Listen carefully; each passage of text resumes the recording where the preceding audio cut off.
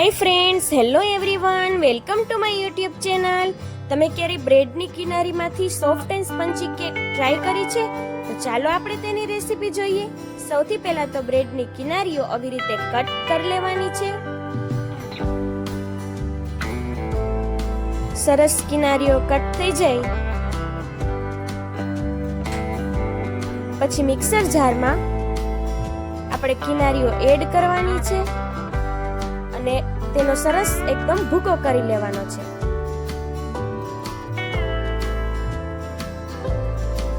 એકદમ સરસ ભૂકો તૈયાર થઈ ગયો છે.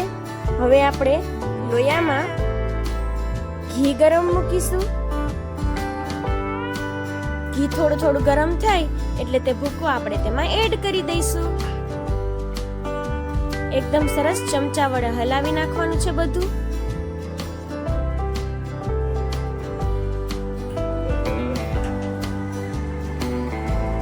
સરસ તૈયાર થઈ ગયું છે. હવે આપણે એક ડીશમાં કાઢી લઈશું. થોડું ઠંડુ પડી જાય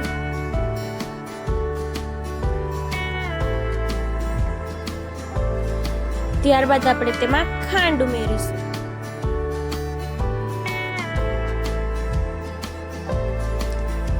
ખાંડને આપણે કેરેમલાઇઝ કરવાની છે.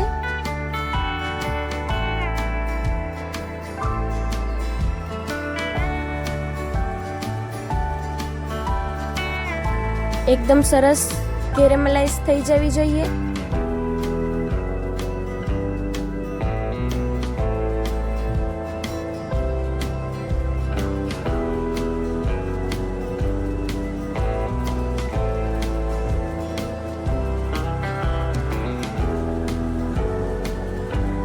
એકદમ સરસ કેરેમલાઇઝ થઈ ગઈ છે ખાંડ.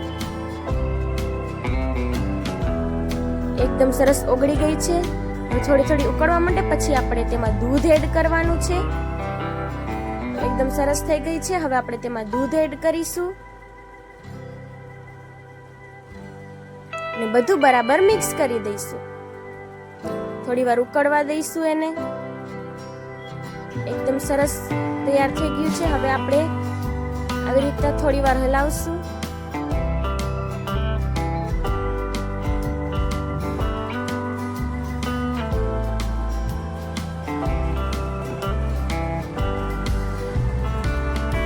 સરસ તૈયાર થઈ ગયું છે. હવે આપણે તેમાં બ્રેડની કિનારીનો જે આપણે ભૂકો તૈયાર કર્યો હતો એ હવે આમાં આપણે એડ કરવાનો છે.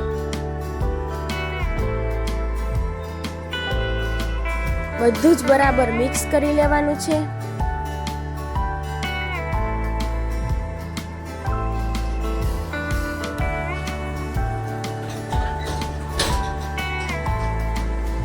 એકદમ સરસ મિક્સ થઈ ગયું છે.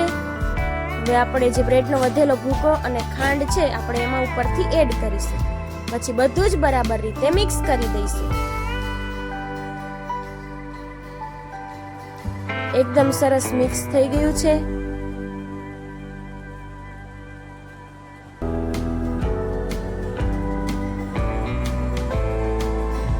હવે આપણે એક પ્લાસ્ટિકના ડબ્બામાં બદામની કતરી નાખી દઈશું. આવી રીતના પાથરીને સરસ.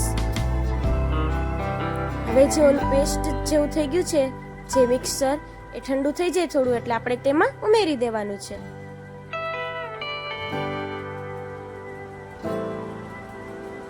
પછી આપણે બધું સરસ ચમચી વડે દબાવી દઈશું. એકદમ સરસ રીતે તૈયાર થઈ ગયું છે. હવે આ થોડી વાર ઠરી જાય પછી આપણે તેને ડીશમાં આપણે કાઢી અને પછી આપણે તેને સર્વ કરવાનું છે. તો એકદમ સ્પંજી કેક તૈયાર થોડી જ વારમાં. તો એક વખત ઘરે ટ્રાય કરજો, બહુ જ સરસ બને છે. જો તમને અમારો વિડીયો ગમે તો વિડીયોને એક લાઈક કરી દેજો. વધારે ગમે તો ફ્રેન્ડ્સને શેર કરજો જેથી ફ્રેન્ડ્સને પણ રેસિપીઝ જાણવા મળે. એક વખત આ સોફ્ટ એન્ડ સ્પંજી કેક ઘરે ટ્રાય કરજો તમને બહુ જ ભાવશે, બાળકોને પણ બહુ જ ભાવશે.